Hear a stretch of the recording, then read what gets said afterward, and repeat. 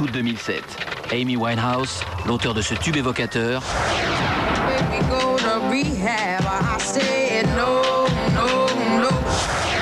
vient de faire une overdose d'héroïne et se trouve entre la vie et la mort.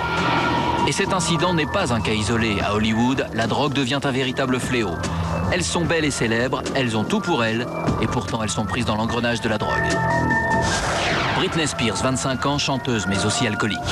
Lindsay Lohan, 21 ans, comédienne, cocaïnomane et alcoolique. Paris Hilton, 26 ans, riche héritière, accro à la cocaïne. Nicole Richie, fille du chanteur Lionel Richie, 5 ans, héroïnomane. Alcooliques et droguées, elles mettent en péril leur carrière, mais surtout leur vie. Ces filles-là sont en danger de mort aujourd'hui.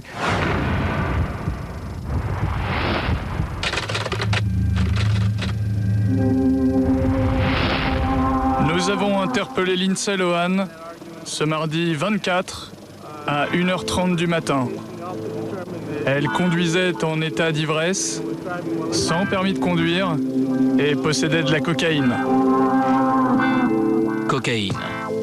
Une drôle de publicité pour Lindsay Lohan. Cette jeune comédienne d'Hollywood est plus connue pour ses excès en tout genre que pour ses rôles au cinéma. Accident de voiture en état d'ivresse, frasques nocturnes, prise de drogue, elle les accumule. Problème à Hollywood, Lindsay n'est pas la seule à se brûler les ailes. Britney Spears, elle aussi, écume les soirées et tombe dans l'alcool et dans la drogue. Elle est tombée de très très haut, elle est tombée de son piédestal.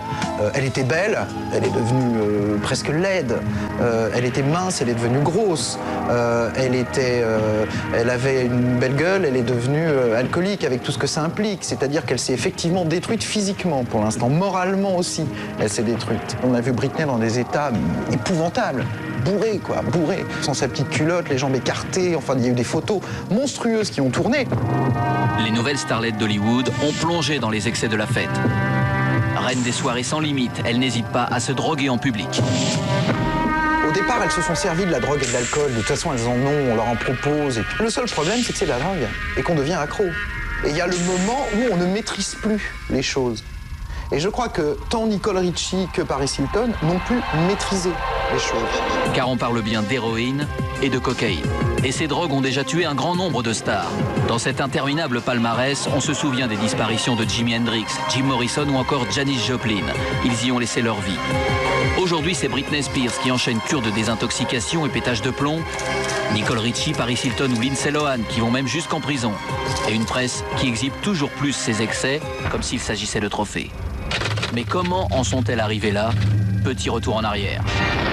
Tout a commencé il y a 1 an avec le scandale Kate Moss, photographiée en train de se droguer. Il y a de fortes chances que le fait que la presse anglaise ait révélé publiquement que Kate Moss était cocaïnomane, photo à l'appui, ait permis d'ouvrir une porte, effectivement, et dans laquelle se sont engouffrés les journalistes avec délectation, à savoir, elles sont cocaïnomanes, elles sont accro à l'alcool, elles sont accro à la drogue, on peut y aller, quoi. Maintenant, tout est permis.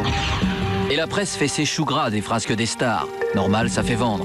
Du coup, pour être en couverture des magazines, il faut faire plus fort que la voisine, aller toujours plus loin dans la débauche. Facile quand on peut tout s'offrir.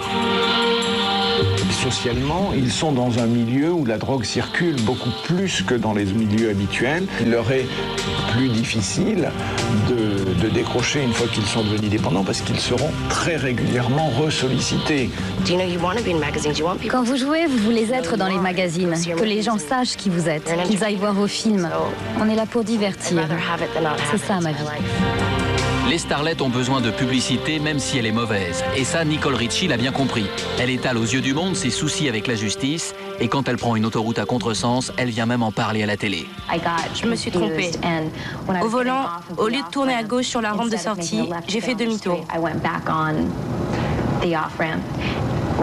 Mais qu'aviez-vous pris?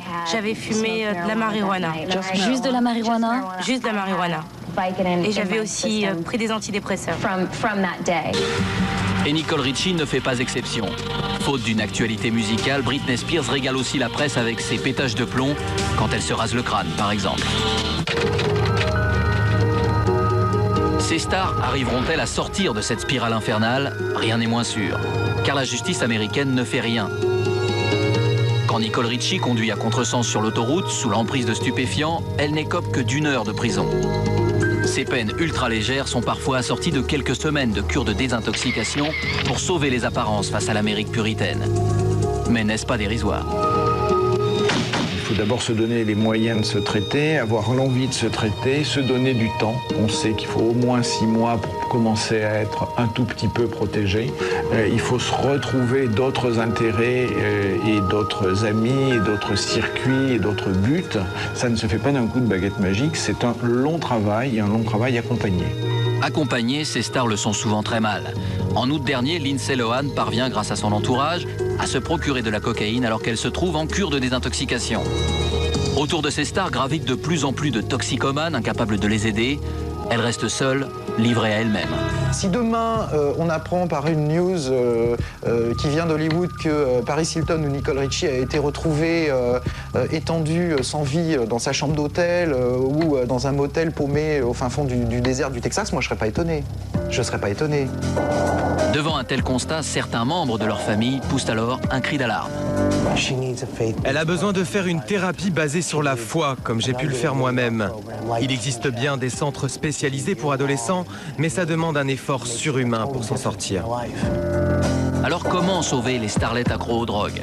Certains ont choisi l'ultime solution, le boycott. En tout cas, dans le milieu du cinéma, on tolère assez peu les excès. Une fille comme Lindsay Lohan, si le danger c'est que tous les soirs elle soit en boîte et qu'elle se présente pas sur les plateaux le matin, voire qu'elle frôle l'overdose ou le coma éthylique,